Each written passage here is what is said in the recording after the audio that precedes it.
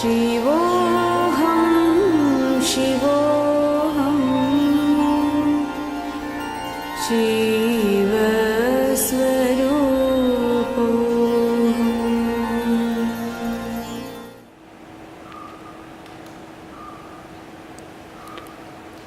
ॐ स्थापकाय च धर्मस्य सर्वधर्मस्वरूपिणे अवतारवरिष्ठाय रामकृष्णाय ते नमः। यथाग्नेर्दाहिका शक्तिः रामकृष्णे स्थिता ह्या सर्वविद्यास्वरूपां तां शारदां प्रणमाम्यहम्। नमः श्रीयतिराजाय विवेकानन्दसूरये सच्चित्सुखस्वरूपाय स्वामिने तापहारिणे।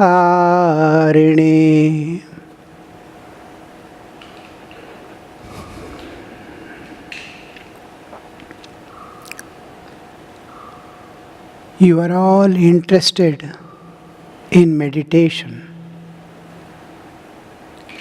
Before I start the guided meditation, I want to give you a prelude to the guided meditation that follows this explanation and has been recorded separately as the subsequent part. Now, what I am going to tell you about meditation, actually practice, in that what is the design, the inner significance, and the purpose behind the procedure we adopt. So, the guided meditation will be following this explanation. I am going to give you the detailed explanation of how it is designed, how it's going to help us. Now, what we need present day to solve all problems of our life is Sri Ramakrishna. Sri Ramakrishna is universal and unlimited. Today his life and message has highest relevance and accordingly is being universally accepted by all. Many great thinkers of the world, reformers, feel his message to be the only source of saving human existence on this earth and the only source for building up one world of love, peace and harmony. They say that presently the entire humanity is in crisis and there is the social emergency. We all know that. The light of Sri Ramakrishna must touch every heart for a discord-free, violence-free world. Sri Ramakrishna came for the welfare of the entire humanity. He practiced every path to God, different faiths and religions, different philosophical views like Dvaita, Vishishtadvaita, Advaita, different attitudes of Tantras, Puranas, and the procedures of Agama.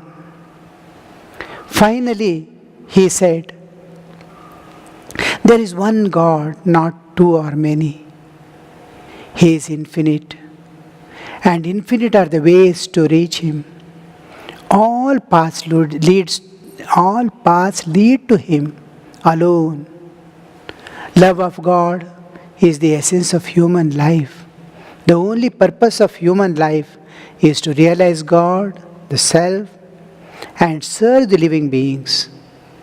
He stood beyond all differences of race, sects, religion, nationality, profession, status, and never cared to see whether a person is rich or poor, literate or illiterate, man or woman, good looking or not, rich or saint. Impartial and unconditional love and concern He gave to one and all. In the Ramakrishna tradition, the synthesis of all the four yogas is adopted as preached by Swami Vivekananda according to the need of the present age.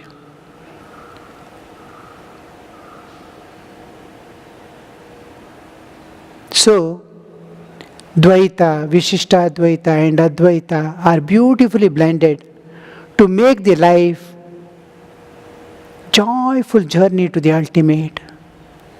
All that is good and great and beneficial from all religions of the world too are absorbed to beautify the path and make quick spiritual progress. Life must bloom and flourish like a beautiful garden flooded with varieties of colorful, fragrant flowers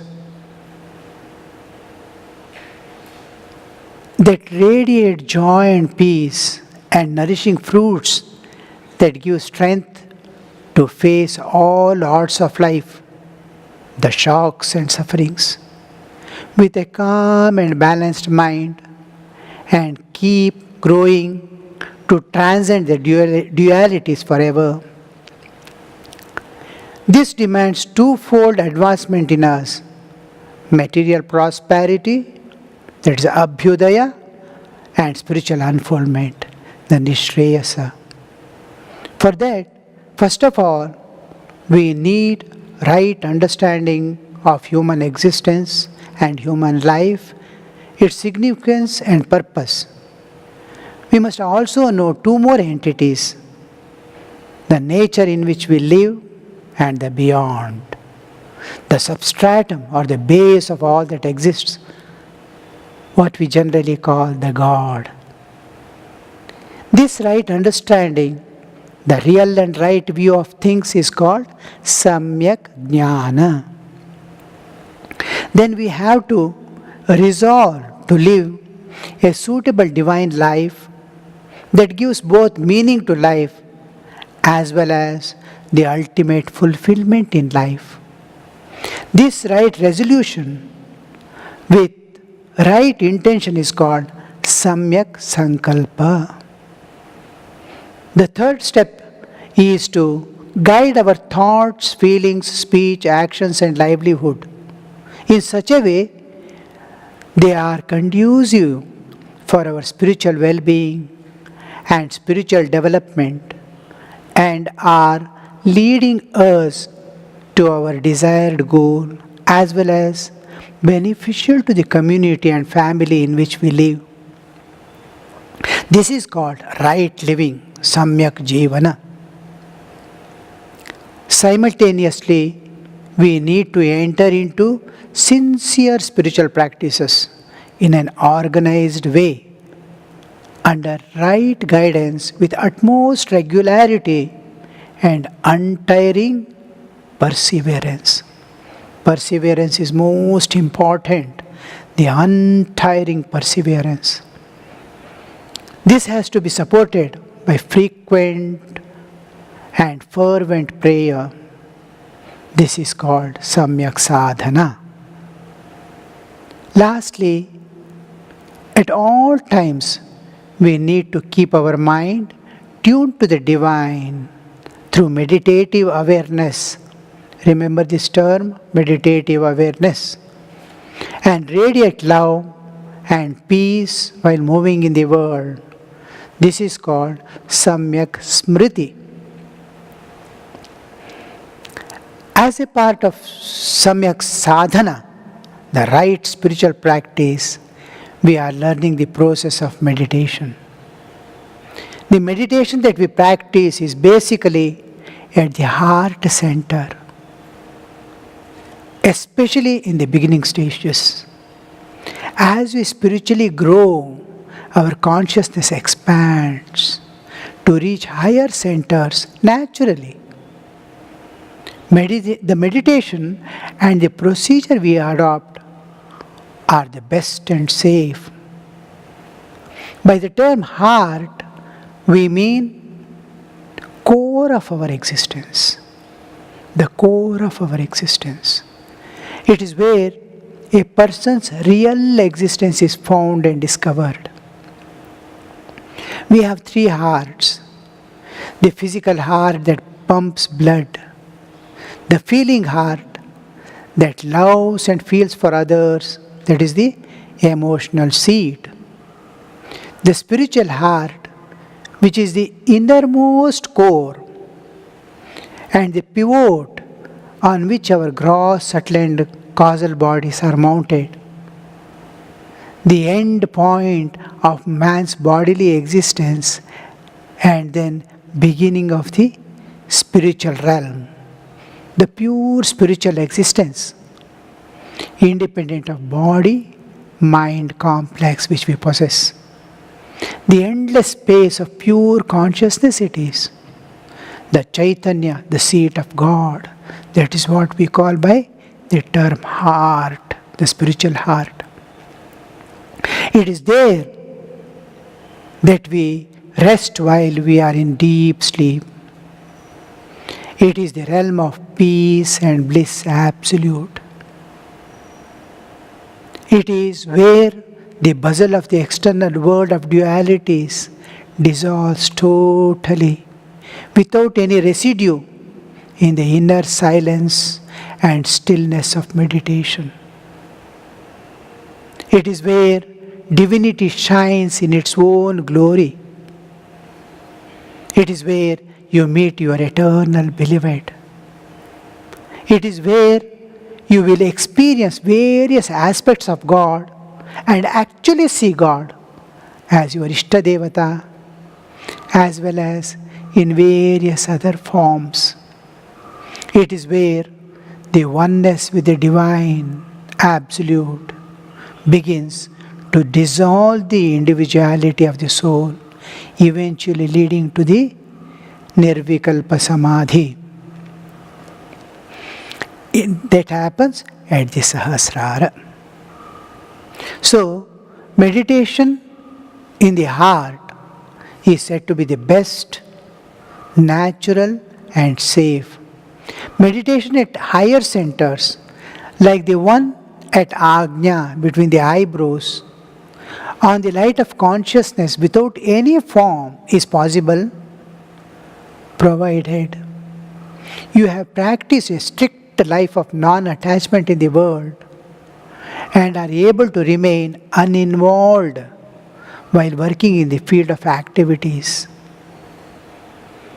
More than anything, there is no scope to enter your feelings of love and heart remains barren and dry. While meditation on the heart with a form makes you realize God with form, fills your heart with ecstatic love and bliss, gives you absolute fulfillment and takes you beyond to the formless aspect as a natural course of evolution. Moreover, the procedure of meditation adopted by us bears a holistic approach. It involves all faculties and elements of man's being. We have various levels of existence. That is, it involves the physical body, senses, mind, intellect, pranas, heart, everything, all things are included in meditation, the procedure that we are adopting. The three powers of consciousness, the power of volition, that is our will, Ichha Shakti, the power of cognition, that is of knowledge, Jnana Shakti, and the power of action, Kriya Shakti, are directed inward to begin the great and grand inward journey to the eternal realm of the absolute peace, bliss and freedom. It is the journey that makes us transcend our inner nature and the external outer nature altogether and manifest the dormant, hidden divinity lying within. We are pure, we are divine, we are spiritual entities. We have forgotten our real nature and therefore get identified with the bodily existence. Thus we think, behave, and act as bodies alone. In meditation, we put effort to separate ourselves from the external sheaths, that's body, senses, mind, etc. By linking ourselves to God, we try to separate from the external sheaths, external vehicles. And how do we link ourselves to God? Through pure love and devotion. It is in fact practical application of the well-known ancient Hindu prayer, lead me from the unreal to the real, asato ma sadgamaya. Lead me from darkness to light, tamaso ma jyotirgamaya. Lead me from death to immortality, mrityor ma amritangamaya. So, now let us enter into the actual process, the practical aspect of meditation. As far as possible, keep a particular time for meditation,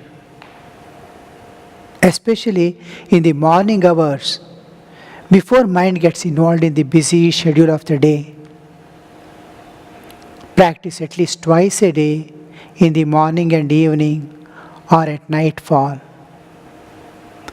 Never miss your routine. Even if the mind is not willing, don't leave it. At any other time, free time, or whenever you get moved to meditate, calmly sit in a corner and practice meditation in simplest way. Just sinking within to witness the inner silence and inner stillness, inner bliss and peace. But regularly in the morning and evening, do practice according to the procedure taught to you. It would be nice if there is a separate room or shrine for this purpose. Let the very thought of going to meditation fill your heart with joy and divine love. If possible, light an incense stick. Bow down to your Ishtadevata, to your Guru, and take your seat. Sit comfortably in a relaxed way, but in a firm meditative posture. Say Padmasana or Sukhasana, or even just a normal cross-legged sitting. If there is any pain in the knee or any other problem in the legs, you may sit on a chair or a sofa. The only point to be noted is that neck, head and trunk must be erect. It must be erect in one line. Like this, you should not lean. It must be so that the weight is parallelly balanced. It should not call you. Then, now detach the mind and heart from the external awareness. Once you sit for meditation, totally detach your mind from the external awarenesses and tune them to the divine. For that, what we do? We sing Shivoham, Shivoham, Chidananda Doham. Shivoham, Shivoham, Chidanandadoham. This song we'll put separately so that you'll be able to get it. Shivoham, Shivoham, Sadananda. The Shiva concept we have to clearly understand. Shiva and Jiva are opposite concepts. Jiva is a conscious individual being that is involved in the nature, Prakriti, and remains with its face turned towards the world. Bhavamukha. Bhavamukhi is Jiva. Shiva on the other side is a state, the Turiya state, and is the one who keeps the face always turned to the Shuddha Chaitanya, the absolute existence, the pure consciousness, the reality beyond this creation. And thus, the person in Shiva state, the person when he enters into Shiva state, he is known as Chetomukhi. In meditation, we give up Jivatva, Jivahood, and acquire Shivatva, Shivahood.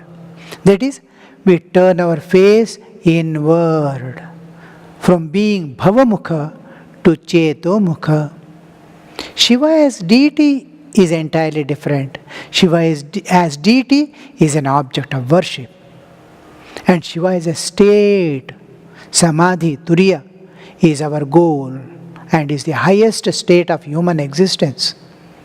Thus we begin the practice of meditation with Shivoham, Shivoham. The next step is offering salutations, pranama.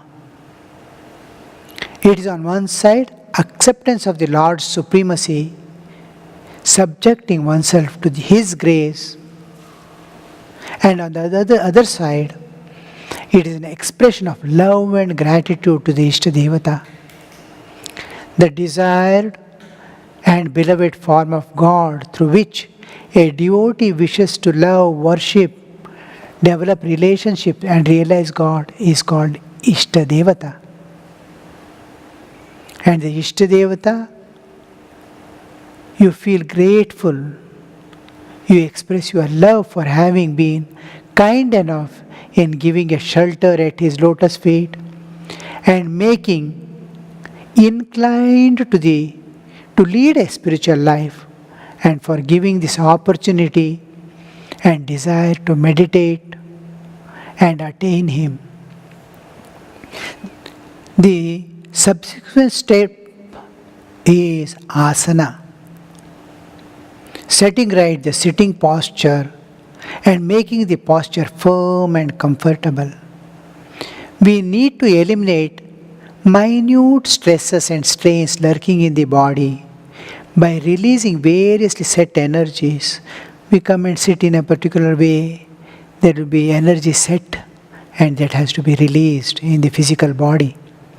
A few bending moments will tone up the body and make it fit to sit comfortably in a still and stable posture for at least 20 minutes in the beginning stages. It will go on expanding anyway.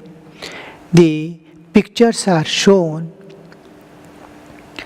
you will get in the internet, you can along with the text.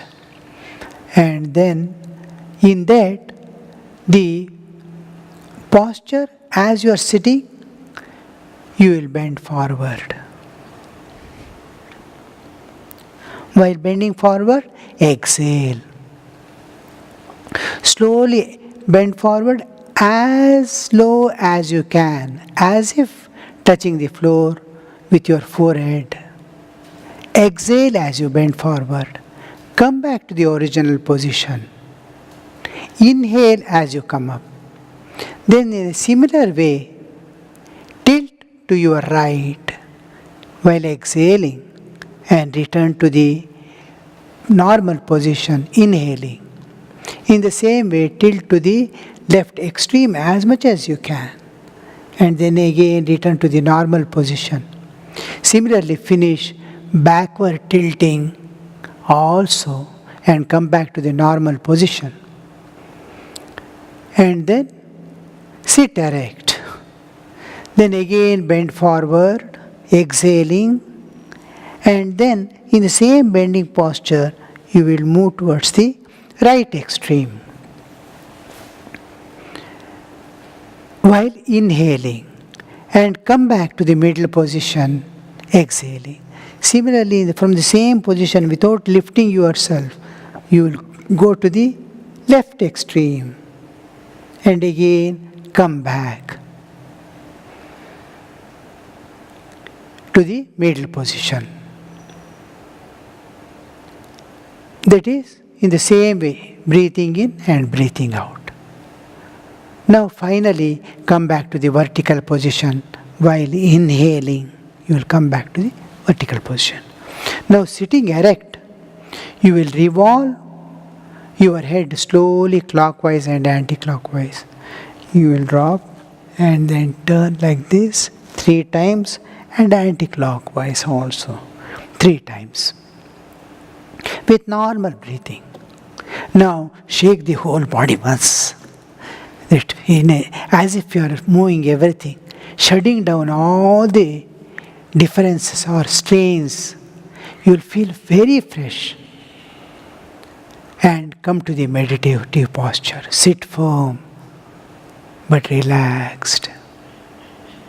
In this final position, the weight of the body gets passed on vertically to the base of the floor through the spine smoothly, without drawing your attention to the body, without any strain anywhere.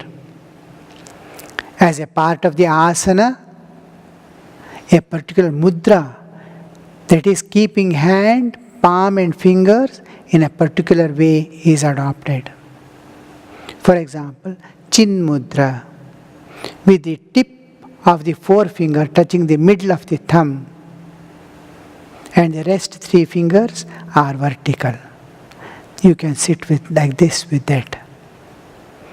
Or the yoga mudra, that is joining the tips of the forefinger and thumb, the rest remaining straight. The wrist with this posture is placed on the respective knees, and on the knee you keep, and the palm will be facing upward always. Now, you can use any other posture which is comfortable, like keeping the right palm over the left, placed on the lap. This is meant to lock the mind within for our inward journey. Once you put a posture, it doesn't allow the mind to go here, there. It is that strictness, as if you are holding it. It is not allowing mind to wander outside. This also keeps the entire system to rest in perfect harmony with external nature and the nature around. Then we regularize breath. Once the posture is fixed, we regularize the breath. Slow, deep, steady breathing, which constitutes pranayama. Prana means the energies in a living being that makes the physical, mental, intellectual, emotional, and speech-related activities possible. Energy that makes all these things are possible is called prana. Behind every movement, there is the energy making the movement possible. The force that causes a movement in a machine or a matter, like flowing water, is known as energy or power. The same in a living being is called the prana. I should just give a note to you, just for noting. It is, you have to know, that's all. For that, I am giving this information. What is prana? The food that is consumed and the oxygen that is absorbed during the breathing gets converted into prana. That is the energy in us, as long as there is life in the being, in that body. Life sustains pranas and pranas sustain life. Consciousness, chaitanya, chetana, imparts self-awareness and awareness of the external world. We are alive. Our life and all activities of life are continuing because we are conscious. The power that sustains life in the body is enlightened and empowered by this consciousness and is called prana. Prana works at gross, subtle and causal and beyond the causal level. In the spiritual realm too, prana works as 5 different ways. That is prana, apana, vyana, udana and samana to sustain life. We will not enter into the details how and what of it, but there are 5 ways of working of this energy and we divide it into 5 types of pranas. Life is an organism. Life in an organism is this consciousness keeping the organic system functioning by pervading it. Again, I will tell you, life in an organism is this consciousness keeping the whole organic system functioning by pervading it. This pervading consciousness, if remains normally expressed, the consciousness, I am conscious, if this consciousness remains normally expressed, the organism comes to the waking state. And when it remains unexpressed, then the organism goes into sleep or coma state. When it is totally leaves the body or the organism, then there is death of the body. If this consciousness fully expresses, if it expresses itself so as to be oblivious of the bodily existence, it is said to be superconsciousness, superconscious state, wherein the individual realizes the eternal existence independent of the body-mind complex. So, our thoughts, feelings, physical activities change the breathing pattern. Running increases the rate of breathing and quantity of intake, while repeated sad feelings make us sigh, oh, like that. Converse too is true. Breathing slowly, deeply and systematically calms down the activities of mind, releases the stress, makes the mind pleasant and joyful, and unites the heart and mind. Most important thing, heart and mind should join for every spiritual practices. And this joining of the heart and mind, making them flow together to the divine, which is essential for meditation. Pranayama streamlines all forces and energies working at different levels in the human system and diverts them to one single direction, the inward journey. The next step is to bring out the inner spiritual power, the Atma Bala, to infuse strength and empower every layer of our existence. Swami Vivekananda says, all power is within you. You can achieve anything in your life. And by that, he did not mean the physical power It is not physical power, mental or intellectual power, neither the sense power nor the will power. It is a spiritual power that conquers all powers and also empowers and fills every layer of our existence with infinite strength, vigor, purity, and perfection. It is the knowledge and understanding that I am not this puny bodily existence. I am the eternal self, the Atman. I am immortal being. Coming down to the bodily existence, we have 7 centers of consciousness functioning at different levels and different layers. They are body, senses, mind, heart, myself. Being a part of this vast nature, the intellectual existence and my spiritual existence.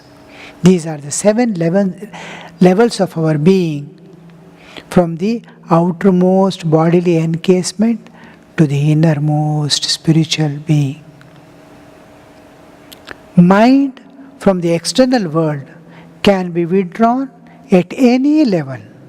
For example, through love at the heart level, or through the intellectual awareness of the formless spiritual light between the eyebrows. 7 specific points within our body-mind complex, which the mind is withdrawn from external world, are commonly regarded as chakras. In fact, these are chakras with respect to the manifested external gross consciousness with which we live in this world and interact. The real chakras are beyond the 3 bodies, the gross, the subtle and causal, beyond these 3. It is equivalent to going beyond the deep sleep level, that is waking, dream, deep sleep. I have to cross. It is in meditation we try to reach that point. But through meditation to reach the real chakras. These are manifested chakras, that is real chakras are there. However, first we identify the 7 gross centers of consciousness at body-mind complex level and then transcend them slowly to reach the real centers of consciousness by diving within to deeper layers through meditation. The 7 gross centers of consciousness within the body-mind complex are indicated to exist at the lowest point in the spine, called the coccyx. And it is known as Mooladhara Chakra. A little above, about 4 inches above that region, we have Swadhisthana, another chakra, that is at the base of the genitals. The 3rd chakra is called Manipura, along the spine, just behind the navel. The 4th is Anahata, which lies within the chest region at the center corresponding to the heart level. The 5th is Vishuddha, at the bottom of the throat, in the center of the neck. The 6th chakra is called Agnya, that lies between the eyebrows. At the top, the spine is coming at the top tip of the spine, here, just behind. And the 6th chakra, that is the last, 7th chakra, is at the crown, the topmost point in the head, and is called Sahasrara. The scriptures speak of the 3 main nerves that is nerve-like channels. It is not nerves, but nerve-like channels imperceptible to senses. Suppose we operate and see a body, we will not be able to see that. And it is unperceivable even by scientific instruments. Just like mind, we cannot see mind with any instrument. That conduct consciousness. These nerve-like channels conduct consciousness. The consciousness that is flowing through these nerve-like channels pervade the whole body. It floods the body-mind complex with consciousness. Just like arteries and veins carry blood, brain sends nerve current through the nerves, lymph system carries the drainage from all over the body, so does these channels carry consciousness. They are called nadis. There are thousands of nadis in our body. These three main nadis, or the main channels, lie along the spine and are called Sushumna, Ida and Pingala. Sushumna is the main channel, the source of consciousness and the pivot of Jiva's existence. Sushumna moves straight from the top of the crown to the bottommost point of the spine, Muladhara, whereas Ida and Pingala move in zigzag ways. The points where Ida Pingala cross each other at Sushumna function as the centers of consciousness, creating various definite awarenesses. The mind dwelling at any center of consciousness creates an awareness. These awarenesses lie from extreme worldliness and lethargy at the lowest center, at the bottom, to the highest state of spiritual enlightenment at the crown of the head. As we become, that is called Sahasrara. As we become more and more spiritually sensitive, we shall be able to feel, identify, and perceive them with higher enlightened intellect. But they cannot be put in a diagrammatic form. It is like pain we experience, which cannot be depicted through a diagram. Yet, the above picture will help you to conceive the idea as to how the scheme would be. The power which makes the infinite eternal being appear as Jiva in this universe remains with the Jiva as the basic existential energy in potential form and is called the coiled power or the Kundalini Shakti. This potential form, when awakened, releases the Jiva from its awareness of being a Jiva and makes the individual realize his or her real eternal nature of being immortal self or the Atman, the bliss, peace, absolute. Sri Ramakrishna says, the mind of a worldly man generally moves along the three lower centers. Those at navel, that is, finding pleasure in eating and drinking.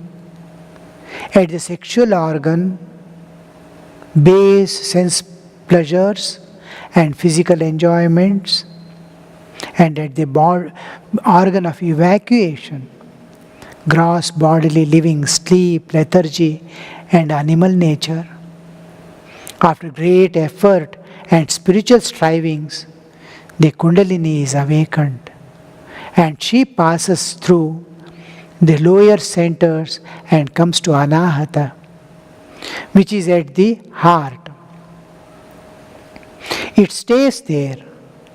At that stage, the mind of the aspirant is withdrawn totally from the three lower centers. He feels the awakening of the divine consciousness and sees light, the spiritual light, the light of pure consciousness. In mute wonder struck, he sees that radiance and cries out, "What is this? What is this? What am I? What am I?"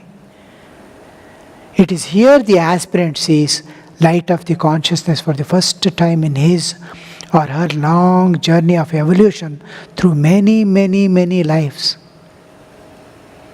He or she sees the form of Ishtadevata if the patient aspirant is a devotee walking on the Dvaitic path, and if he is not walking on the Dvaitic path, he will bypass the path and goes to the absolute existence. After passing through the six centers, Sri Ramakrishna continues, after passing through the six centers, the Kundalini reaches the 1,000-petaled lotus known as Sahasrara, and the aspirant goes into Nirvikalpa Samadhi. This is what Sri Ramakrishna says. This crowned lotus is the seat of pure consciousness, the opening to the absolute existence beyond time and space, that is beyond relativity. The individuality of the jiva merges in that awakened coiled power. Awakened coiled power raises up, picks up the jiva as if. Then the Kundalini merges in the absolute at the Sahasrara. This is known as the union of Jiva and Shiva, or of Shiva and Shakti. The Jiva enters the eternal life of bliss, peace and freedom, absolute, but continues to dwell in the same body and thus is called Jivan Mukta. The seven chakras, that is the centers of consciousness, are conceived and visualized as lotuses. See the diagram? The consciousness is represented by lotuses, and the degree of manifestation of consciousness is expressed by number of petals. The more expression, more number of petals. At the crown of the head lies the Sahasrara with thousands of petals. The consciousness fully expressed. It is like a funnel entering into the infinity to the maximum limit, and is the great entrance to the eternal and infinite existence, the absolute. We must be able to concentrate our mind at different chakras and lose the external awareness. Then only we will enter into the higher realms of spiritual existence. Coming down to the central spot between the eyebrows, the pure non-dual consciousness, that is the absolute, gets split into two principles of creation: the consciousness, Chaitanya, and its power, Chit Shakti, commonly known as Purusha and Prakriti. The spiritual entity and the mother nature, also known as Chit and Jada Tattva, spirit and matter, that is material principle. Therefore, this chakra has two petals, Purusha and Prakriti, you see, two petals. It is called Agnya Chakra. With this, the consciousness and all capable creative principle manifests. Coming down to the next point is the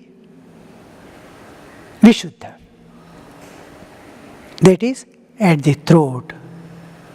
There appears the manifestation of the external nature. First manifestation of the external nature. The first to appear is the principle of space, Akasha Tattva, that gives room for the rest of the creation. First, what we need is space to create. The first comes creation, is Akasha Tattva. The appearance of the space principle puts limitation on the consciousness. Infinite consciousness was there, it has split and still it was infinite. Now suddenly there is a limitation. Akasha Tattva has come into existence. It puts a limitation on the consciousness, yet the space being the only limitation, the highest degree of manifestation of consciousness that is possible within the creation, is found at that level and is represented by 16 petaled lotus known as Vishuddha Chakra. The next point is heart level. Prakriti coming down to this level issues for the air principle, Vayu Tattva. The more evident nature becomes, the less evident becomes the consciousness. The expression of consciousness reduces to 12 petaled lotus, known as Anahata Chakra. Then coming down to the navel level, there manifests the fire principle, the Agni Tattva, and the consciousness reduces to 10 petals, known as Manipura Chakra. Coming still down to the below the genitals, there appears the water principle, Jala Tattva, which further reduces the expression of consciousness to the 6-petaled lotus known as Swadhisthana Chakra.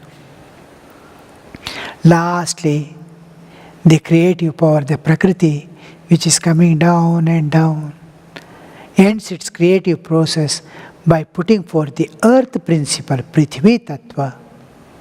The consciousness now reduces itself to the minimum required to keep the being alive by creating self-awareness and with a personal identity and the awareness of the external nature or the nature and situations around. This last and the lowest chakra is called Mooladhara, having 4 petals. That is, it begins with 16 petals at the throat, Prakriti, nature, external manifestation, and ends with the 4. That is, 1/4 of the consciousness alone is expressed, and it is highest in the human being. This chakra, or the center of consciousness, is found to remain at the lowest point of the spinal cord. This is the basic knowledge we need about the essential aspect of an individual, the jiva, with respect to consciousness and centers of consciousness as chakras, and their display as various awarenesses in the jiva's life journey, and it culminates in spiritual enlightenment. These are dealt in detail in Tantras. The practical approach to the reality. Vedas gives knowledge like science, and Tantras are those that show the path to reach and utilize that knowledge like technology. For the present, as the preliminary exercise, we only identify these chakras at the gross bodily level and try to reconstruct our personality by taking recourse to reality, that is our Atmic existence. Entering the spiritual life, we need to shift the paradigm to the real nature as Atman and bring out the Atma Bala to bear upon every aspect, every level of our existence, the mind, body, emotions, etc. One more point to remember is that as our thoughts, moods, feelings change, our awarenesses falls and rises to the corresponding center. When we become too much body with a decreased mental activity and get possessed by lethargy and sleep, the awareness collapses to Mooladhara chakra. When it seeks enjoyments, it comes to Swadhisthana. We may say that it is the seat of sense pleasure. When hunger, thirst, desire for tasty food, or even health care demands attention, the consciousness dwells at Manipura, at the navel level. The emotional upsets, loneliness, love, etc. If it possesses the mind, then the consciousness lingers around the heart at the Anahata chakra. Divine awareness takes to deeper layers of Anahata. When pure neutral awareness of losing oneself in the external nature, because of oneness with nature, as in witnessing a beautiful scenery, everything is calm and pleasant, everything is beautiful without any excitements, then the consciousness lingers at the Vishuddha chakra. And when we are absorbed in deep thinking, the consciousness is said to be at the Ajna chakra. This chakra involves buddhi. Ajna chakra involves buddhi. Thus, a subsequent step in practice of meditation, this is all incident, as in incidentally I am telling, but we must know generally, as we progress in our spiritual life, we will be able to clearly perceive these things. For the present, as the subsequent step in this practice of meditation at present, you need to take a deep breath and reach the lowest chakra, Mooladhara. Keep breathing normally. Mentally identify that spot at the base end of the spine and chakra there. Offer your love, respect, salutations, and visualize and feel that your bodily existence is pure and divine, strong and capable of doing sadhana and service and all duties of life. Then come just about 4 inches along the spine to the Swadhisthana and identify the exact spot. Visualize the chakra there. You are sitting straight, but your mind is there dwelling. It is identifying the chakra. Visualize the chakra there. Offer your love, respects and salutations. Clearly feel your senses are pure, divine and efficient. Visualize them free from all defects, free from likes and dislikes, raga, dvesha, so that you become free from negative forces working from inside and from the outer world. Then come to the next chakra, that is the higher chakra at navel level, the Manipura. Identify the spot there along the spine. Offer your love, respects and salutations. Think and visualize that your mind is strong, pure, clear and noble and divine. Observe it is free from all defects by divine grace. Your mind is pure and free from all defects. Pray that it remains always peaceful, calm, not affected by external situations.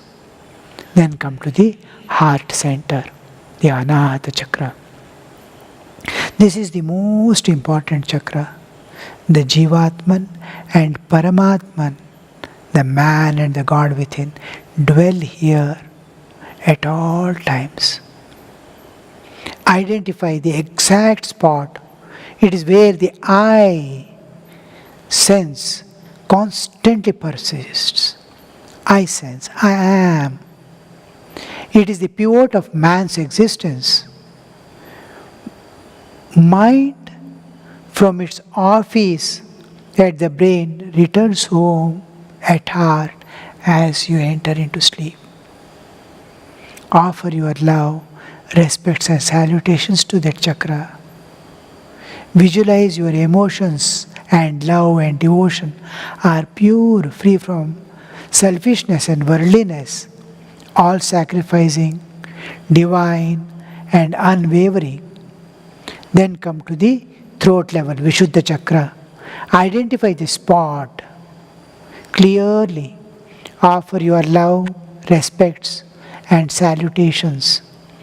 Think of your individual existence being a part of the vast nature, that you are in perfect harmony with it. Feel yourself free from all fears, anxieties, stress and strain of mind, heart, and that you are protected by God and by Mother Nature. The next is Agna chakra that lies at the center of the head between the two eyebrows. Recognize that spot, visualize the chakra, offer your love, respects, and salutations. It is a place where intellect gets its full expression, and when it gets charged by Chaitanya, the pure consciousness, it helps transcending the nature and identifying and entering into the realm beyond, which leads to self-realization. Therefore, recognize and feel that your intellect is divine, all capable, filled with wisdom, discrimination, viveka, packed with power of concentration and penetration. Intensely feel that you, with this great intellect, can realize the truth and fulfill the purpose of human life and attain the supreme goal. Then, going to the topmost spot, mentally visualize the chakra, offer your love, gratitude, salutations mentally, and bring your mind, your real spiritual existence, independent of karma, vasana, bodily existence. Understand and feel you are that immortal being, Amritasya Putra. This positive approach will remove all negative thoughts, negative feelings, and forces working within your body and mind, protects you from the external negative forces working in this universe. This makes you evolve from the residual animal nature to the pure spiritual entity, get transformed into pure divine personality that is able to love all, serve all, without seeing any defect in anyone, and be able to see the divine will behind every situation and every event of life. It keeps you always cheerful and experiencing the inner joy and the inner peace independent of all external situations. The next step in meditation is to feel yourself totally divine through and through. Feel your mind, senses, intellect, intentions, sankalpa, speech, vak, energies, prana are divinized. Divinization is removing all worldly tendencies accrued in the system, that's mind, etc., and replacing them with divine tendencies, with which you can feel close to God and with love and intimacy interact with Him. The subsequent step would be to expand your consciousness to the cosmic level to pervade the entire universe. It is as if you are expanding yourself to pervade the earth and solar system, innumerable galaxies, various planes of existence, lokas, all aspects of this creation, gross, subtle, and causal, all beings embodied and unembodied. The consciousness that pervades an individual body is microcosm, Pindanda, and says, I am this body, is Jivatma. And the consciousness that pervades the entire universe, the macrocosm, Brahmanda, and becomes one with the universe, so as to say, I am this universe and all beings, is Ishvara, the Paramatman, Jivatman and Paramatman, microcosm and macrocosm. By expanding your awareness, consciousness to the cosmic level, you are finding oneness with God, with nature, with all beings. It is like sugar dissolving in water, becoming one with every particle of water. May you feel that your individual self has dissolved in the cosmic self and become one with the entire cosmic universe. Now slowly shrink back to your bodily level, then turn inward, move inward towards the core of your existence, the spiritual heart. Go as deep as you can, the deep you can. The end point where the pure consciousness, your own I am exists, independent of mind, body, and all external sheaths. It is the seat of God within. You are at the Anahata Chakra. This chakra, according to Tantra, is 12-petaled lotus. But we are not concerned or concentrating on that aspect. Instead, you have to visualize a red lotus of 8 petals on which your Ishtadevata is seated. It is the lotus symbolized and advocated by Bhakti schools and is the seat of the divine and the divine love. And in fact, when the aspirant enters Savikalpa Samadhi and gets the direct vision of God, he actually sees his Ishtadevata seated on the lotus, conceived by him. The Anahata Chakra is 12-petaled lotus, but we are not concentrating on that chakra because we do not want the degree of consciousness that is manifested at the heart level at the time of creation of the jiva. We want to meditate on the pure consciousness that has taken the form of Ishta, the Satchidananda Ghana, Sakara Murti. I want to meditate. The lotus represents Sat, the existence, Chit, consciousness, and Ananda, bliss, absolute. And the lotus has 8 petals indicating 8 directions, giving an understanding that the Lord is the Lord who pervades all quarters of this relative existence, the universe and all beings, as the indweller and sustainer. Thus, you have to visualize the red lotus of 8 petals. The redness indicates active state. The formless absolute has taken form and is ready to do anything, any act for the welfare of his creation and the beings, especially his devotees who have surrendered to him. The Absolute has manifested as deity in the relative existence out of compassion for you. The bliss has taken a form. The peace is radiating as love. The potential has become the dynamic power. The same redness has a message for you, the devotee too. The redness is meant to draw the attention of the jiva and is directing the jiva That is you to stop all activities of mind and body and dive within to meet Him, the spiritual reality. On that lotus, you will have to visualize your Ishtadevata seated with a bliss-filled, peace-radiating, beaming face. Observe him looking intently at you with great love and concern of a fond mother.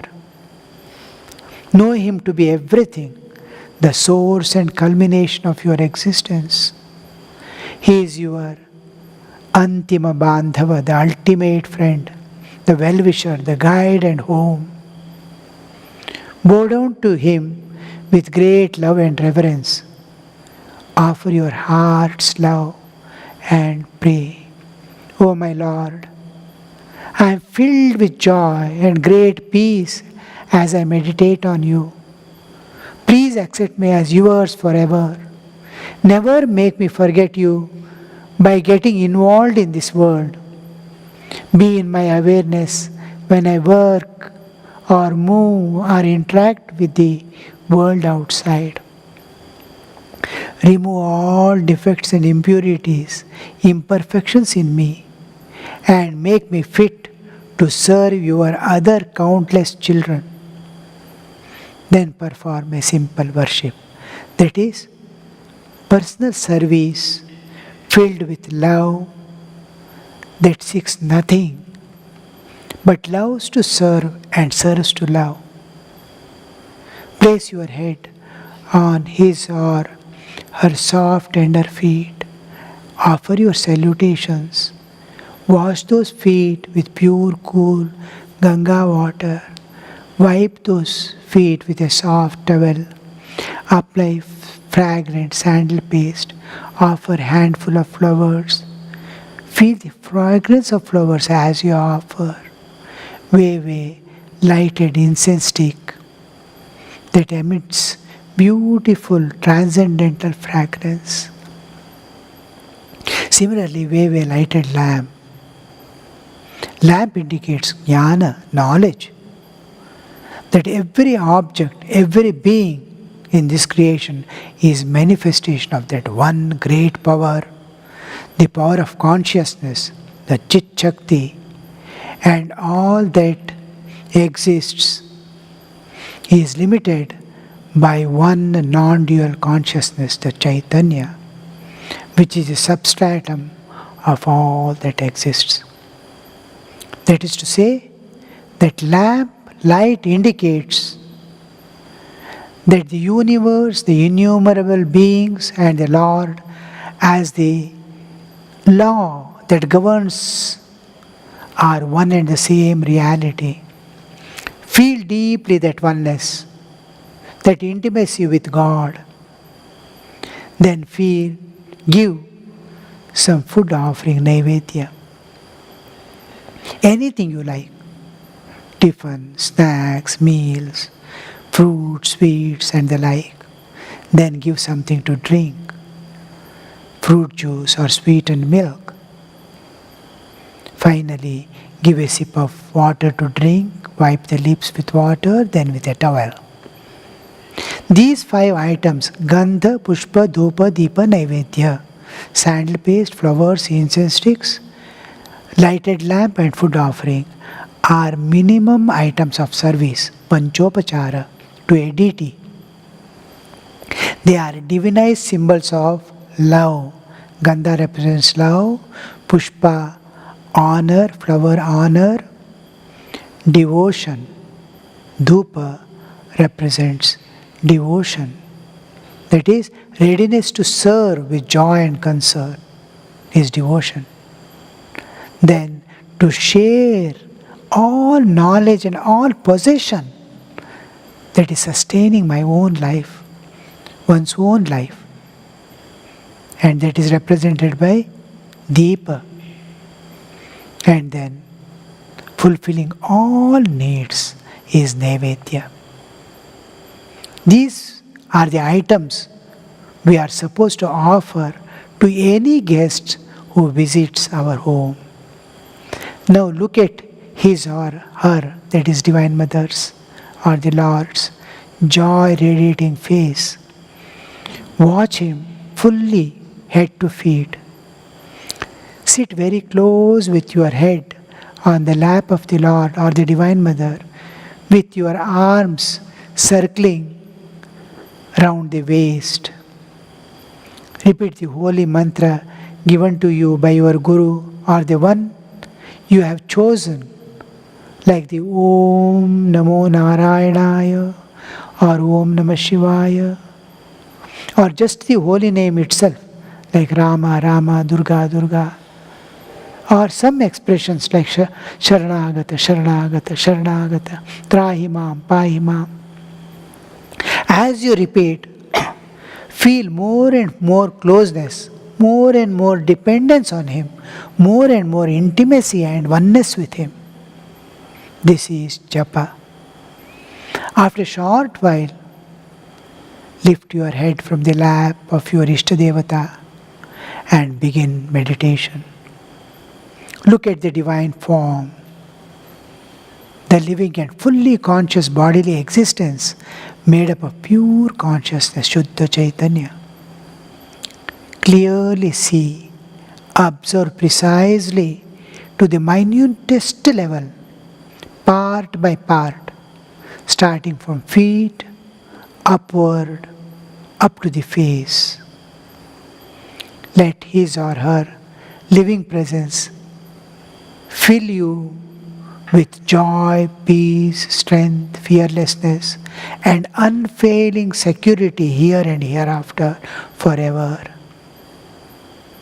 You have got your eternal companion, the love absolute. Now look at his whole form with complete oneness, knowing that you are inseparable from him, his or her existence. To see the form of God in the heart and to feel his or her living presence is meditation. It unfolds into realization through stages of our inner spiritual awakening and culminates in samadhi, wherein the object, that is God, is obtained and the subject, that is the individual ego, is lost forever. No doubt, it may take a few years.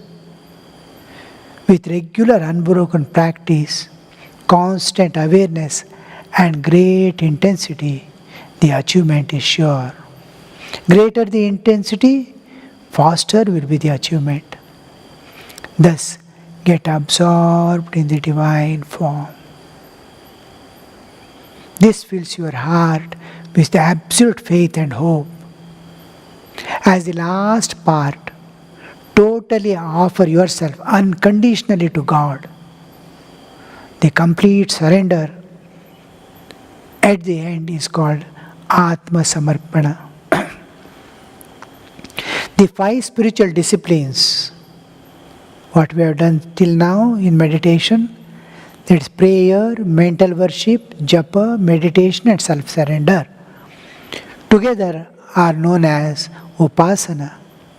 Lastly, to part from the Ishta, offer your prayer, O Lord, O my Mother, I have to attend to my duties of life now. Wherever you keep me, in whatever way, in whatever state, whatever condition, I shall perform all my duties to your satisfaction as a worship unto you. Be ever in my heart, guiding all my thoughts, feelings, and actions. Live in my awareness so that I will have unbroken contact with you, even while interacting with this world outside. Then bow down, looking at the heart-pleasing divine form, enshrining the Ishtadevata in your heart. Retreat back slowly as you went inward. Finally, turn outward. Come to the bodily awareness. Become aware of the external world. Slowly open your eyes. Do this meditation in your own way with some additions or shortenings. The main part is to come in contact with God, the Supreme Reality, in any of His aspects, through love or otherwise. More you think of God, you'll be getting released from the vasanas, from the attachments and aversions that bind you, and from forces of natures like kama, krodha, etc. You will find pure unalloyed joy constantly flowing in your heart, and peace springs up from within. Your heart expands to embrace the entire world and all beings. You'll be able to love one and all without discrimination. This is the practical aspect of manifestation of divinity. My humble prayer, may you achieve this supreme goal of human life. Well, having practiced for a few days or weeks or few months, and having got accustomed with the procedure, do not think that you have fulfilled all the needs, or that you know the present lesson in meditation and you can go for the next lesson. After practicing for a few weeks, you will get accustomed with the external procedure without undergoing internal transformation. I want the internal transformation to take place. You must attain inner peace. You must become aware of your spiritual existence. Your bodily existence and life in the world must go on smoothly without involvement. Your relationship with God and His presence must always shine in your heart and mind amidst all activities. You must be able to give love to all, knowing this world is transitory, just 2 days play. You must develop dispassion towards the world and experience inner awakening and inner joy of living. Situations of life and external circumstances should not shake you or affect you. You must grow spiritually. So when you meditate, do not do it mechanically. Whatever be the state of mind, never do with neglect or without total involvement. Do it with full attention, full presence of mind, with zeal. Day by day, as the time passes, the practice of meditation must become more and more lively, more and more interesting, more and more capturing, more and more enlightening.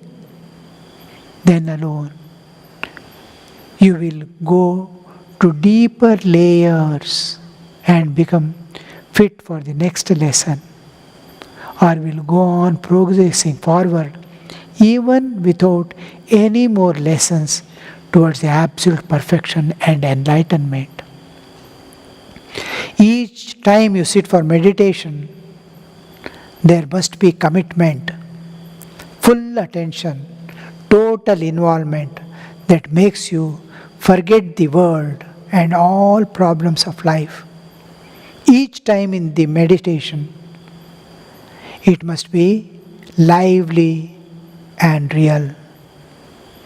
With my love and blessings to you all, I end this detailed explanation on meditation. The next part, of course, is the guided meditation. Wish you all the best. Om Shanti Shanti Shanti. हरिः ॐ तत्सत् श्रीरामकृष्णार्पणमस्तु।